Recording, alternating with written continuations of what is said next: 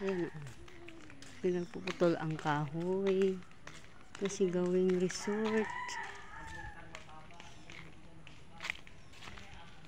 Yan yung gagamba o.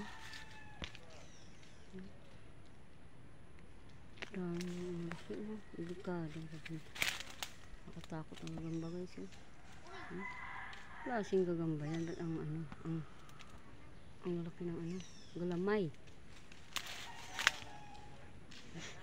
Ang tindahan ng gagamba guys. Hindi. Ang laki o. Yan. Katakot po guys eh. Ang dami o. Tatlo. Ay may mga anak pa. Dami nila. Ang lalaki. Nakakatakot ba to guys? Nangangagat ba to? May kamandag ba tong gagambang to? Yan o. Ang paog sama niya o. Dami nila guys o. Hahaba ng kamay.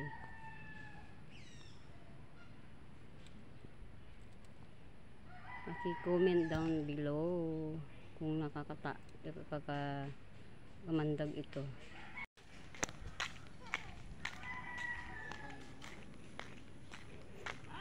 Nireklamo na yung kasama ko guys.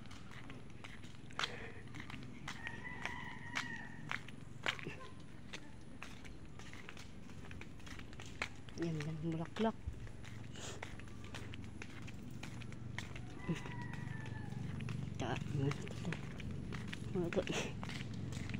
Baho. May